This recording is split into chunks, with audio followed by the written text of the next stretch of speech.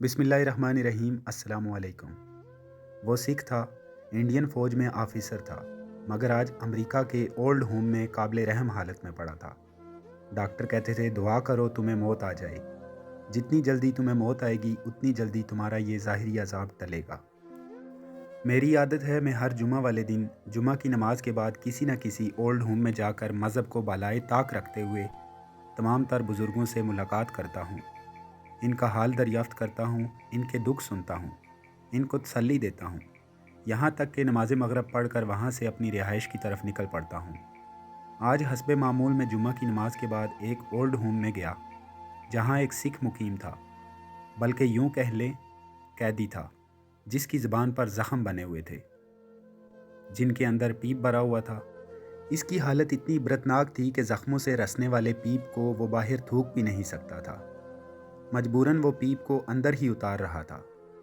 Medical science اس کا علاج کر کر کے تھک کر ہار مان گئی تھی، لہٰذا اسے تقدیر کے رحم و کرم پر چھوڑ دیا گیا تھا۔ اب چونکہ اس کی زبان پر زخم تھے، لہٰذا وہ بول کر بات کرنے سے قاصر تھا۔ ادارے کی طرف سے اسے ایک کاپی اور پینسل مہیا کی گئی تھی تاکہ وہ اپنی تکلیف یا ضرورت لکھ کر بیان کر سکے۔ میں نے جب اس سے صحت کے متعلق دریافت کیا تو اس نے ایک خالی پیج پر انگلش میں جواب لکھ کر دیا، جس کا مفہوم تھا: میری حالت آپ کے سامنے ہے، سوال کیسا؟ مزید سوالات کے بعد پتہ چلا کہ وہ انڈین آرمی میں آفیسر تھا، ریٹائرمنٹ کے بعد امریکہ منتقل ہوا، اولاد چھوڑ چھاڑ گئی، بیوی مر گئی اور وہ لاوارث ہو کر اس ادارے کی پناہ میں آ گیا۔ پھر میں نے اس سے اس کی بیماری کے متعلق پوچھا تو اس نے بتایا کہ مجھے اس بیماری کے متعلق کچھ علم نہیں۔ مختلف ہسپتالوں میں مختلف ڈاکٹرز نے مختلف علاج کیے، مگر مجھے کوئی افاقہ نہیں ہوا۔ پہلے پہلے یہ زخم نچلے جسم پر تھے، پھر اوپری حصے پر آ گئے اور اب منہ کے اندر اور زبان پر بن گئے۔ ڈاکٹرز اپنی طرف سے پوری کوشش کرنے کے بعد ہار مان چکے ہیں۔ اب ان کا کہنا ہے کہ موت ہی تمہاری اس اذیت کو کم کر سکتی ہے۔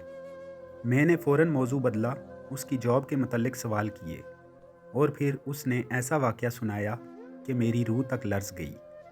میں اس کے عذاب کو سمجھ گیا۔ اس سکھ آرمی آفیسر نے بتایا کہ وہ کشمیر میں تعینات تھا۔ ایک رات شراب میں دھت ہو کر باہر نکلا تو شباب کی طلب ہونے لگی۔ وہ قریبی جھونپڑی نما گھر میں گھس گیا، جہاں ایک نوجوان لڑکی اپنے نومولود بچے کو دودھ پلا رہی تھی۔ اس کا شوہر چند دن پہلے ہی فورسز کے ہاتھوں موت کے گھاٹ اتر چکا تھا۔ مجھے ان کی حالت پر کوئی ترس نہ آیا۔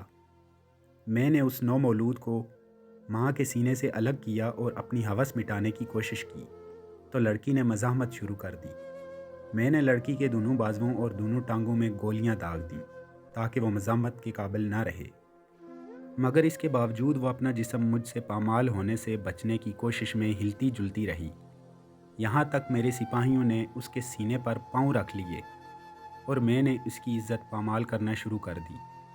جب میں اپنی ہوس مٹا چکا تو مجھے پتہ چلا کہ لڑکی میری وحشت سہتے سہتے مر چکی ہے۔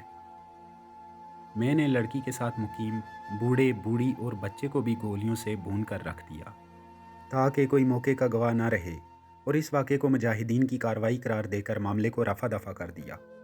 مجھ سے سب سے بڑا ظلم یہ ہوا، مگر میری نظر میں یہ ظلم نہیں تھا، کیونکہ وہاں روز کشمیری لڑکیاں انڈین آرمی اور ہندو پنڈتوں کے ہاتھوں لٹتی تھیں۔ اپنی بات کا مکمل جواب لکھنے کے بعد سکھ آرمی آفیسر نے پوچھا، مزید کوئی سوال؟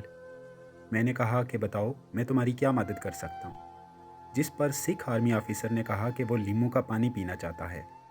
میں نے اس کی خواہش کی تکمیل کر دی۔ اس کے بعد الوداعی کلمات کہتے ہوئے اٹھنے لگا تو سکھ آرمی آفیسر کی طرف سے سوال آیا، پاکستانی ہونے کے باوجود تم نے مجھ سے کوئی نفرت کا اظہار نہیں کیا؟ میں نے اسے بتایا کہ مسلمان ہونے کے ناطے تم اس وقت قابل رحم حالت میں نظر آئے تو تم پر رحم کیا، باخدا اگر میدان جنگ میں سامنا ہوا ہوتا تو صحیح سلامت سامنے ہوتا تو امت مسلمہ کی ایک ایک بیٹی کا حساب لیتا۔ میری دہکتی آنکھوں کو دیکھ کر وہ سکھ لرزنے لگا اور مزید کوئی سوال نہ کر سکا۔ میں نے واپسی کی راہ لی اور سوچتا ہوا گھر آیا کہ ہمارے اللہ تعالیٰ نے ان لوگوں کے دلوں میں ہمارا ڈر پیدا کر رکھا ہے، اس کے باوجود بھی یہ لوگ ہم پر ظلم ڈھا رہے ہیں اور ہم آنکھیں بند کر کے بیٹھے ہیں۔ ایسا کیوں؟ ہے کوئی جو میرے کیوں کا جواب دے۔ امید کرتا ہوں آج کی ویڈیو تمام دوستوں کو پسند آئی ہوگی۔